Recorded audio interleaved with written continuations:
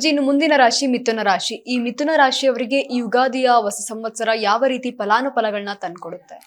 ನೋಡಿ, ಮಿಥುನ ರಾಶಿಯವರಿಗೆ ಗುರು ಮಿಥುನದಲ್ಲಿ ಮತ್ತು ಸಿಂಹ ರಾಶಿಯಲ್ಲಿ ಸಂಚಾರಣೆ ಮಾಡ್ತಕ್ಕಂಥದ್ದು ಮಿಥುನ ರಾಶಿಯಲ್ಲಿ. ಹಾಗಾಗಿ ವ್ಯತಿರಿಕ್ತವಾಗಿರ್ತಕ್ಕಂಥ ಜಗಳ ಕದನಗಳಾಗ್ತಕ್ಕಂಥದ್ದು, ಸುತ್ತಾಡ್ತಕ್ಕಂಥದ್ದು, ಧನ ವ್ಯಯ ಆಗ್ತಕ್ಕಂಥದ್ದು, ಕೋರ್ಟು ಕಚೇರಿಗಳಲ್ಲಿ ವಿಳಂಬ ಆಗ್ತಕ್ಕಂಥದ್ದು, ಯಾವುದೇ ರೀತಿಯಾದ ಒಂದು ಶುಭ ನಡೀದೇ ಇರತಕ್ಕಂಥದ್ದು ಜಾಸ್ತಿ ಆಗುತ್ತೆ. ಹಾಗಾಗಿ ದಯವಿಟ್ಟು ನೀವೆಲ್ಲರೂ ಕೂಡ ನಿರಾಶರಾಗಬೇಡಿ. ಯಾಕಂದರೆ ಮಿಶ್ರ ಫಲ ಕೊಡ್ತಕ್ಕಂಥವನ್ನೇ ಭಗವಂತ ಗುರು. ಆ ಗುರುಸ್ಥಾನ ಅಷ್ಟೊಂದು ಚೆನ್ನಾಗಿಲ್ಲ. ನೀಚ ಸ್ಥಾನದಲ್ಲಿರಬೇಕಾದ್ರೆ ನೀವು ಮಾಡ್ತಕ್ಕಂಥ ಕೆಲಸ ಕಾರ್ಯಗಳಲ್ಲಿ ಸ್ವಲ್ಪ ಜಾಗೃತಿಯಾಗಿರಿ, ಒಳ್ಳೆಯದನ್ನೇ ಮಾಡ್ತಾ ಬರ್ತಾಯಿರಿ.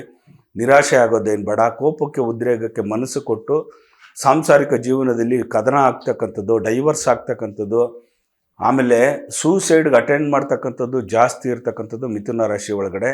ಹಾಗಾಗಿ ತಮಗೆಲ್ಲರಿಗೂ ಈ ಒಂದು ಭಯ ಹುಟ್ಟಿಸ್ತಾ ಇಲ್ಲ ನಾನು. ಆದರೆ ನಡೀತಕ್ಕಂಥದ್ದು ಗುರು ನೀಚ ಸ್ಥಾನದಲ್ಲಿದ್ದಾಗ ಕೆಲವೊಂದು ಮಾನಸಿಕವಾಗಿ ಹಿಂಸೆಗೆ ಜಾರಿ ಅತಿರೇಕವಾಗಿರ್ತಕ್ಕಂಥ ಕೋಪವನ್ನು ಉದ್ಭತ್ತಿಯಾಗಿ ನಾನು ಇರೋದೇ ಬೇಡ, ನಾನೇ ಏನಾದ್ರು ಮಾಡ್ಕೊಂಡ್ಬಿಡ್ಬೇಕು ಅಂತ ಕ್ಷುಲ್ಲಕ ಕಾರಣಕ್ಕೆ, ಅದು ಬೇಡದೇ ಇರೋ ವಿಚಾರಗಳಿಗೆ ತಲೆ ಕೆಡಿಸ್ಕೊಂಡು ಸೂಸೈಡ್ಗೆ ಅಟೆಂಡ್ ಮಾಡ್ತಕ್ಕಂಥದ್ದು, ಅಪಘಾತಗಳು, ದೂರ ಪ್ರಯಾಣ ಮಾಡ್ಬೇಕಾದ್ರೆ ಹುಚ್ಚಾಟ ಮೆರಿತಕ್ಕಂಥದ್ದು, ಸ್ಪೀಡಾಗೆ ಗಾಡೀಲಿ ಹೋಗ್ತಕ್ಕಂಥದ್ದು, ಇದೆಲ್ಲ ಜಾಸ್ತಿ ಆಗ್ತಕ್ಕಂಥದ್ದು.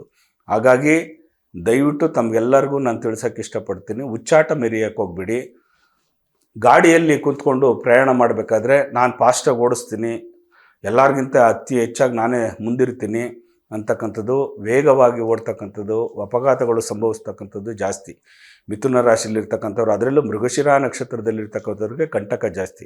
ಹಾಗಾಗಿ ಆ ಒಂದು 6ನೇ ತಿಂಗಳಿನಿಂದ 10ನೇ ತಿಂಗಳವರೆಗೂ ನಿಮಗೆ ಶುಭದಾಯಕವಾಗಿರ್ತಕ್ಕಂಥದ್ದು, ಮತ್ತು ಯಾವುದೇ ರೀತಿಯಾದ ಒಂದು ಅಹಿತಕರ ಘಟನೆಗಳು ನಡೀದೇ ಇರತಕ್ಕಂಥದ್ದು, ಶುಭದಾಯಕವಾಗಿರ್ತಕ್ಕಂಥದ್ದು ತುಂಬ ಚೆನ್ನಾಗಾಗುತ್ತೆ. ಖಂಡಿತವಾಗೂ ನಿಮಗೆ ಮುಂದಿನ ದಿನಮಾನಗಳಲ್ಲಿ ತುಂಬ ಚೆನ್ನಾಗಾಗ್ತದೆ. ಇನ್ನು ನವಂಬರ್, ಡಿಸೆಂಬರು, ಜನವರಿ, ಫೆಬ್ರವರಿಗೆ ಈ ಹೊಸ ಸಂವತ್ಸರ ಬರಗಂಟನೂ ಮಿಶ್ರ ಫಲ ಕೊಡ್ತಕ್ಕಂಥವನು. ಏನು ಸಂಪಾದನೆ ಮಾಡಿರ್ತೀರಿ ಈ 6ನೇ ತಿಂಗಳಿಂದ 10ನೇ ತಾರೀಕು 10ನೇ ತಿಂಗಳ ಗಂಟ ಏನು ಸಂಪಾದನೆ ಮಾಡಿರ್ತೀರಿ ಅದರಲ್ಲಿ ವ್ಯಯ ಆಗ್ತಕ್ಕಂಥದ್ದು ಜಾಸ್ತಿ ಇರುತ್ತೆ. ಡೆವಲಪರ್ಸ್ಗಳಿಗೆ ನಷ್ಟ ಆಗ್ತಕ್ಕಂಥದ್ದು ಜಾಸ್ತಿ ಆಗುತ್ತೆ. ಮಿಥುನ ರಾಶಿಯಲ್ಲಿರ್ತಕ್ಕಂಥವ್ರು ಸ್ವಲ್ಪ ಮಾನಸಿಕವಾಗಿ ಖಿನ್ನತೆಗೊಳಗಾಗ್ತೀರಿ. ಹೊಸದಾಗಿ ಮದುವೆ ಆಗಿರ್ತಕ್ಕಂಥವ್ರಿಗೆ ಗಂಡು ಹೆಣ್ಣಿನಲ್ಲಿ ವಿರಸ ಆಗ್ತಕ್ಕಂಥದ್ದು ಜಾಸ್ತಿ ಆಗುತ್ತೆ.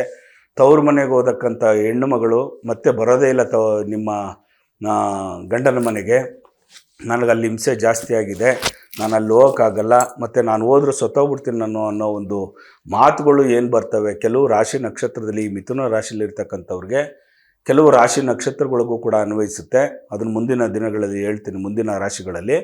ಹಾಗಾಗಿ ಈ ಮಿಥುನ ರಾಶಿಯಲ್ಲಿರ್ತಕ್ಕಂಥವ್ರು ವಿಶೇಷವಾಗಿ ನೀವು ಏನು ಮಾಡಬೇಕಂದ್ರೆ ಗುರು ದತ್ತಾತ್ರೇಯನ ದರ್ಶನ ಮಾಡ್ತಕ್ಕಂಥದ್ದು ಮಾಡಿ, ವೀರಭದ್ರ ಸ್ವಾಮಿಗೆ ವಿಶೇಷವಾಗಿ ಅಲಂಕಾರ ಮಾಡಿ ಅಭಿಷೇಕಾದಿಗಳನ್ನು ಮಾಡ್ತಕ್ಕಂಥದ್ದು ತುಂಬ ಒಳ್ಳೆಯದು.